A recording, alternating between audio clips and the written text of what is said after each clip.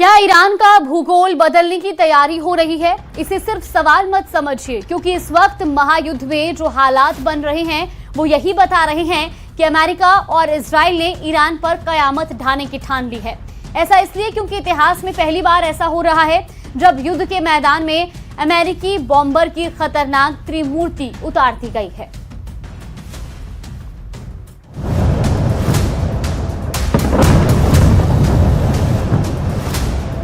Oh my God. Oh Jesus. Trump ने बनाया Iran की बर्बादी का प्लान।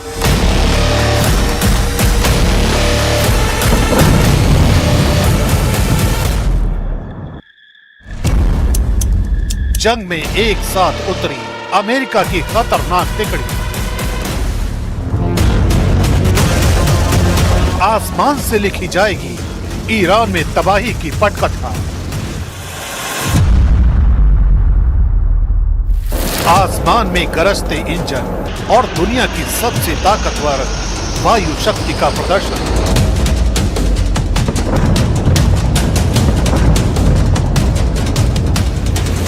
पहली बार अमेरिकी एयरफोर्स ने अपने तीनों strategic bombers B-2 spirit, B-1 lancer और B-52 स्ट्रैटोफोर्ट्रेस को एक साथ ऑपरेशन के लिए तैनात किया।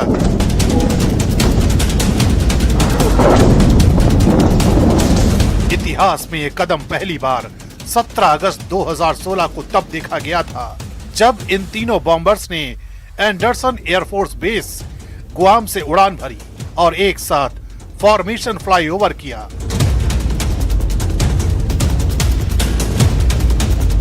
यह मिशन अमेरिकी सेना के कंटिन्यूअस बॉम्बर परफॉर्मेंस कार्यक्रम का हिस्सा था, जिसका मकसद इंडो पैसिफिक में शक्ति प्रदर्शन और दुश्मनों को चेतावनी देना था। सैन्य विश्लेषकों के मुताबिक जब ये तीनों बॉम्बर एक साथ मिशन पर निकलते हैं तो ये सिर्फ एक उड़ान नहीं होती, बल्कि ये संदेश होता है कि अमेरिका किसी भी वक्त आसमान से निर्णायक हमला करने की क्षमता रखता है।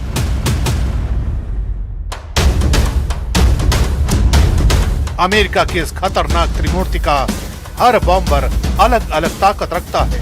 सबसे रहस्यमयी है B-2 स्पिरिट, दुनिया का सबसे एडवांस स्टेल्थ बॉम्बर। इसकी खासियत है कि ये दुश्मन के रडार से लगभग गायब हो सकता है और परमाणु या प्रेसिजन बम गिराने में सक्षम है।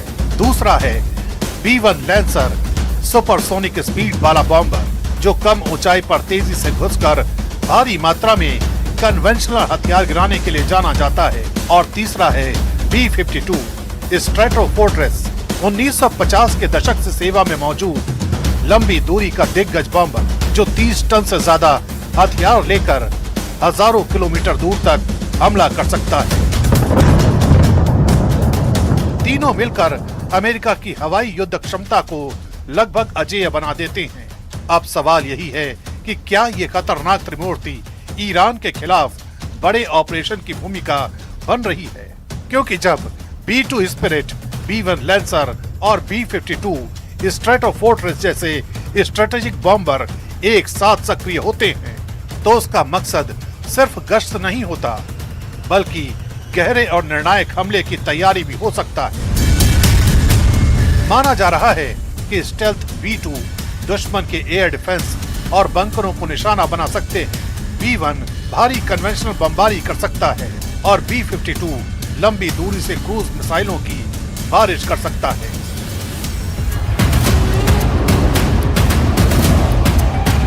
अगर ये तिकड़ी युद्ध के मैदान में पूरी ताकत से उतरती है तो आसमान से चलने वाला ये हमला ईरान के सैन्य ठिकानों, मिसाइल बेस और परमाणु ढांचे के लिए सबसे बड़ा खतरा बन सकता है।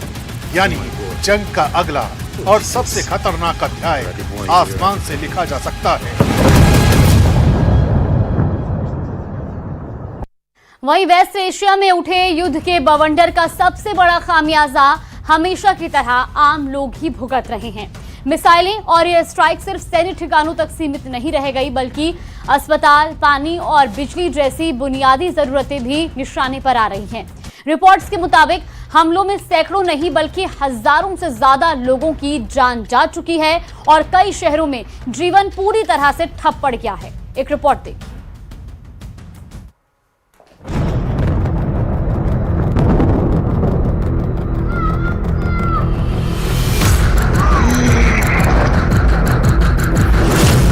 जंग के शोलों के बीच तबाह होती जिंदगी,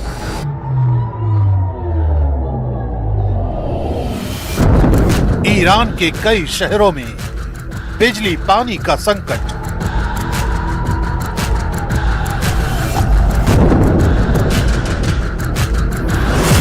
बुनियादी ढांचे पर प्रहार, ईरान में हाहाकार।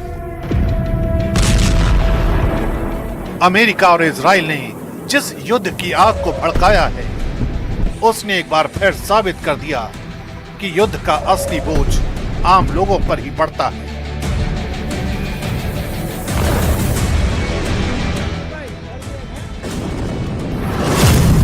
रिपोर्ट के मुताबिक अमेरिका और इजराइल के हमलों में ईरान में अब तक करीब 1484 लोगों की मौत हो चुकी है।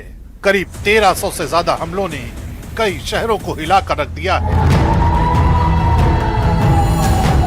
इन हमलों के बीच सबसे ज्यादा असर उन लोगों पर पड़ा है जिनका युद्ध से कोई लेना देना नहीं। घर उजड़ रहे हैं, परिवार बिखर रहे हैं और हजारों लोग हर दिन इस डर के साथ जी रहे हैं कि अगला धमाका कहीं उनके इलाके में ना हो। इस जंग का एक और चिंताजनक पहलू ये है कि बुनियादी ढांचे भी सुरक्षित नहीं रह गए हैं।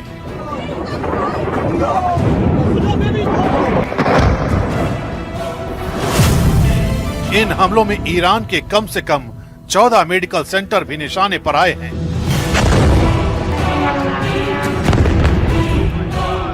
अस्पतालों और स्वास्थ्य सुविधाओं पर हमले का मतलब है कि घायल और बीमार लोगों के इलाज की राह और मुश्किल हो जाती है। युद्ध के दौरान मेडिकल सिस्टम पहले ही दबाव में होता है और ऐसे में अस्पतालों का नुकसान हजारों जिंदगियों को खतरे में डाल देता है। यही वजह है कि अंतर्राष्ट्रीय मानवीय कानून में मेडिकल संस्थानों को सुरक्षित रखने पर जोर दिया जाता है। युद्ध का असर सिर्फ जान माल तक सीमित नहीं है, बल्कि रोजमर्रा की जिंदगी भी बुरी तरह प्रभावित हो रही है।